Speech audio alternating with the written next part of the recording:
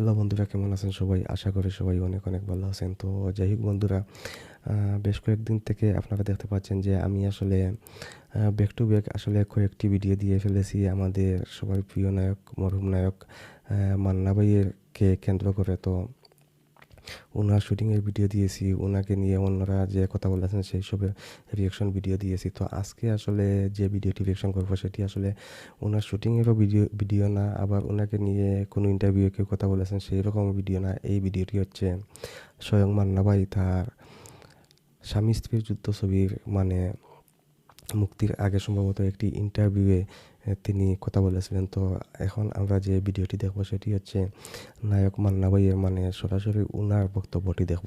এটি অবশ্যই অনেক ভালো লাগতেছে, কারণ মান্না ভাইয়ের ভক্ত যারা আছেন তারা এবং আমরা সবাই মান্না ভাইয়ের এই বক্তব্যগুলো এখনও দেখতে পাচ্ছি। আর এজন্য অবশ্যই কৃতাঞ্জলি ইউটিউব চ্যানেল, যেটি মান্না ভাইয়ের ফ্যামিলির ইউটিউব চ্যানেল, তো তাদেরকে অবশ্যই ধন্যবাদ যে তারা এইসব ভিডিও ইউটিউবে আপলোড করতেছেন, যার কল্যাণে আসলে আমরা এই ভিডিওগুলো দেখতে পাচ্ছি। তো আসলে এখন যে ভিডিওটি রিয়াকশন করবো সেটি হচ্ছে মান্না ভাইয়ের একটি সাক্ষাৎকার, যেখানে তিনি কথা বলেছিলেন। তো আর কথা না বলে চলুন আমরা মান্না ভাইয়ের সেই সাক্ষাৎকারটি দেখে নেই। আর তার আগে বন্ধুরা আর একটি কথা বলে নেই, সেটি হচ্ছে আমি এখন যে ভিডিওটি রিয়াকশন করতেছি, তো সেই ভিডিওর লিঙ্ক আমি আমার ডিসক্রিপশন বক্সে দিয়ে দিব, আপনারা চাইলে সেখান থেকে দেখে নিতে পারেন। আর আশা করব আমার চ্যানেল এবং যারা এখনও কৃতাঞ্জলি ইউটিউব চ্যানেল দুটোই যারা এখনও সাবস্ক্রাইব করেন নাই, আশা করব যে আপনারা চ্যানেলগুলো সাবস্ক্রাইব করে নেবেন।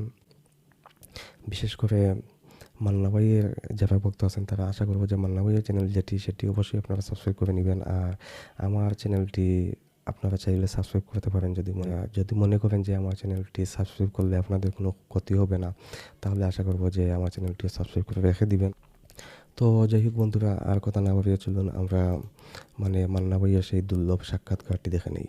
মজার ব্যাপার হচ্ছে ছবিতে অর্ধ ডজন ভিলেন আছে, নাসির খান আছে, শানু শিবা আছে, ইলিয়াস কোবরা আছে, মিশা তারকা সওদাগর বহুল আছে, ছবি ছিল এটি। ড্যানি রাজ আছে। তার সাথে এদের সবার লিডার কে জানেন? দীপজল। দীপজল। দীপজল। দীপজল এই প্রথম আমার প্রযোজিত ছবিতে অভিনয় করার আচ্ছা, এটি সুযোগ নতুন হলো, জানতে এবং পারলাম। এর আগে ওকে আমি আমার ছবিতে নিতে পারিনি, যেহেতু ক্যারেক্টার সেরকম ছিল না।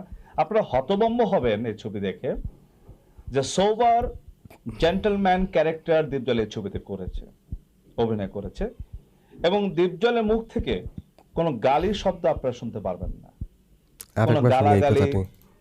গালির শব্দ আপনারা শুনতে পারবেন না, কোনো গালাগালি, কোনো রাগারাগি করেনি। তবে মারামারি সে যথেষ্ট করেছে। তো এখানে আসলে মান্না ভাই বুঝাতে চাচ্ছেন যে তার যে স্বামী স্ত্রীর যুদ্ধ, এই ছবিটিতে দীপজল অভিনয় করেছেন, এবং সেখানে আসলে দীপজল যে ধরনের অভিনয় করতেন, সেই সময় কিন্তু দীপজলের ছবিগুলোতে প্রচুর গালাগালি থাকতো। তো মান্না ভাই এই সাক্ষাৎকারে আসলে সবাইকে আশ্বস্ত করতেছেন যে এই ছবিটি একটি পরিষ্কার এবং ক্লিন ইমেজের ছবি। এই ছবিতে আসলে গালাগালি নেই, যেটি আসলে দীপজলের স্বভাবত যে ইয়েটি আছে, তার ছবিতে প্রচুর গালাগালি হতো, তো সেটি নেই। এটা আসলে বুঝতেই পারতেছেন। আগে দর্শকদেরকে আশ্বস্ত করার জন্য এই কথাটি বলতে হচ্ছে যে এই ছবিতে গালাগালি নেই। এখন বুঝেন যে কী পরিমাণ দীপজলের ইমেজটি সেই রকম হয়ে গিয়েছিল যে দীপজল মানেই হচ্ছে গালাগালি। তো যাই হোক, আসলে মান্না ভাইয়ের মুখ থেকে এই কথাগুলো শুনতে পারতেছি, ভালোই লাগতেছে।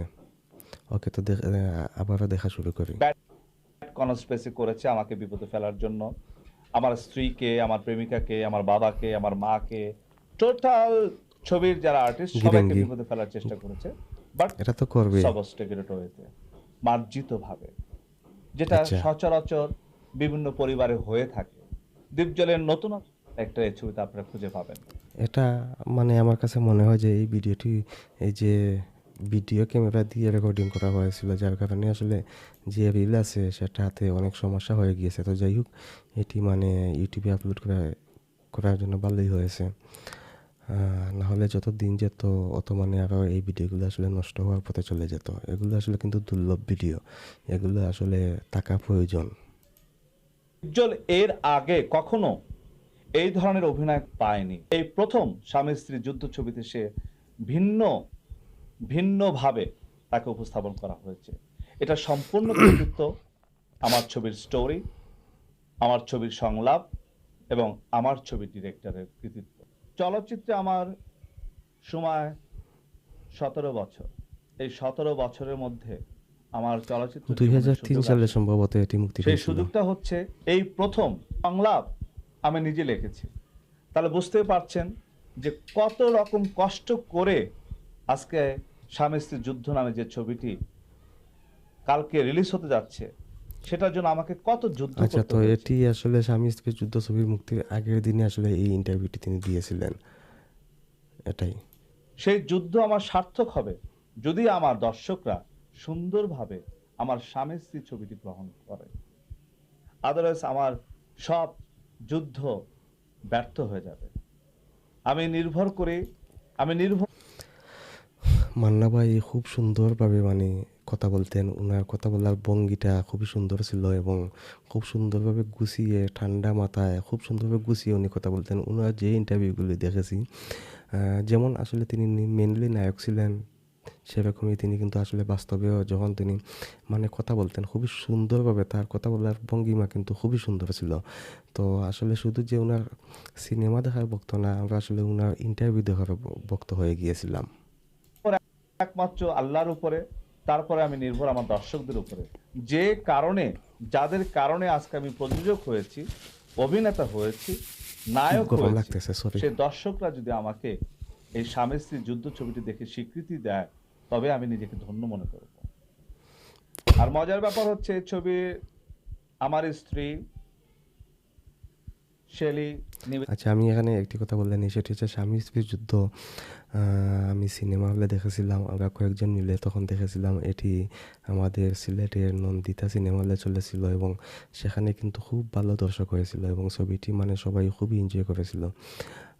এটা নায়ক মান্না ছিলেন, নায়িকা শাবনূর ছিলেন এবং সম্ভবত মৌসুমী ছিলেন। মৌসুমী, শাবনূর মানে খুবই হিট একটি ছবি হয়েছিল এবং ছবিটি অসাধারণ একটি ছবি ছিল। ছবির গল্প, গান সবগুলোই আসলে অসাধারণ ছিল। তাছাড়া যে ডিপজল আছেন, সব কিছু মিলিয়ে মানে খুবই ভালো একটি মান্না ভাই তৈরি করেছিলেন। আর এই ছবির পিছনে কিন্তু অনেক কষ্ট করেছেন উনি, কারণ শাবনূর এবং মৌসুমীকে একসাথে মানে করাটা কিন্তু খুব সাধারণ কোনো ব্যাপার না। তবে এই বিষয়ে আসলে এফ.আই. মানিক, এই ছবির পরিচালক এফ.আই. মানিক, তিনি কিন্তু অনেক কথা বলেছেন, ইন্টারভিউ বলেছেন। সেখানে আমরা শুনেছি যে কীভাবে কত কষ্ট করে মানে শাবনূর এবং মৌসুমীকে ম্যানেজ করা হয়েছিল।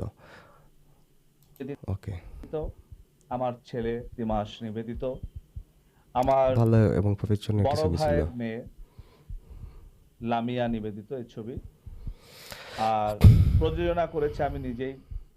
যথেষ্ট খেটেছি, সকাল বিকাল সারা দিন রাত 24 ঘন্টা খেটেছি যে দর্শকদের কাছে আমার স্বামী স্ত্রীর যুদ্ধ ছবিটি কিভাবে উপহার দেওয়া যায়, কিভাবে ভালো করা যায়।